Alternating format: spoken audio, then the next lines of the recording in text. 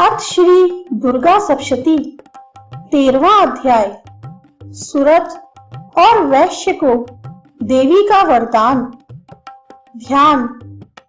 जो उदय काल के सूर्य मंडल की सी कांति धारण करने वाली है, जिनके 4 भुजाएं और 3 नेत्र हैं, तथा जो अपने हाथों में पाश, अंकुश, वर एवं अभय की मुद्रा धारण किए रहती हैं, उन शिवा देवी का मैं ध्यान करती हूँ।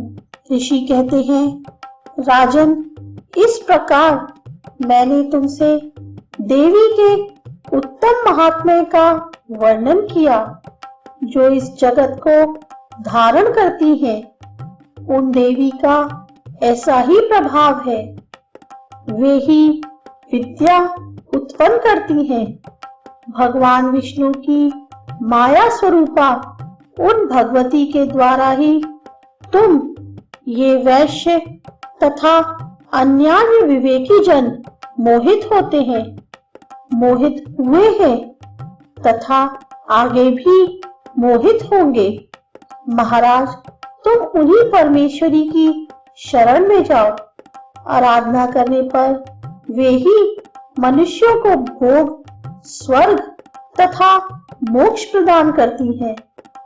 मार्कंडेय जी कहते हैं, कौष्टुकी जी मेधा मुनि के ये वचन सुनकर राजा सुरथ ने उत्तम व्रत का पालन करने वाले उन महाभाग महर्षि को प्रणाम किया। वे अत्यंत ममता और राज्य परहन से बहुत खिन्न हो चुके थे।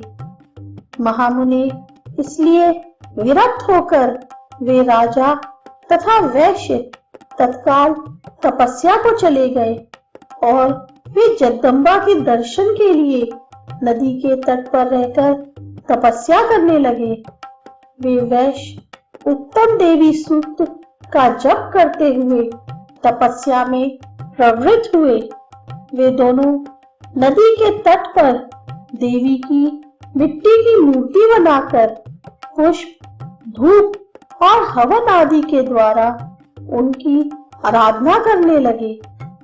उन्होंने पहले तो आहार को धीरे धीरे कम किया, फिर बिल्कुल निराहार रहकर देवी में ही मन लगाए एकाग्रता पूर्वक उनका चिंतन आरंभ किया। वे दोनों अपने शरीर के रक्त से प्रोक्षित बलि देते हुए लगातार 3 वर्ष तक संयम पूर्वक आराधना करते रहे। इस पर प्रसन्न होकर जगत को धारण करने वाली चंडिका देवी ने प्रत्यक्ष दर्शन देकर कहा। देवी बोली, राजन तथा अपने कुल को आनंदित करने वाले वैश्य, तुम लोग जिस वस्तु की अभिलाषा रखते हो वह मुझसे मांगो, मैं संतुष्ट हूँ, अतः तुम्हें मैं सब कुछ दूंगी।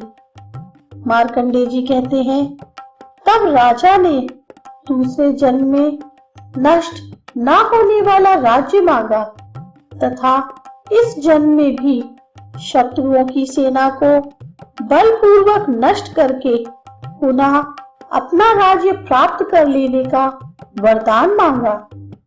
वैश्य का चित्त संसार की ओर से खिन्न एवं विरक्त हो चुका था और वे बड़े बुद्धिमान थे, अतः उस समय उन्होंने तो ममता और अहंता रूप आसक्ति का नाश करने वाला ज्ञान मांगा।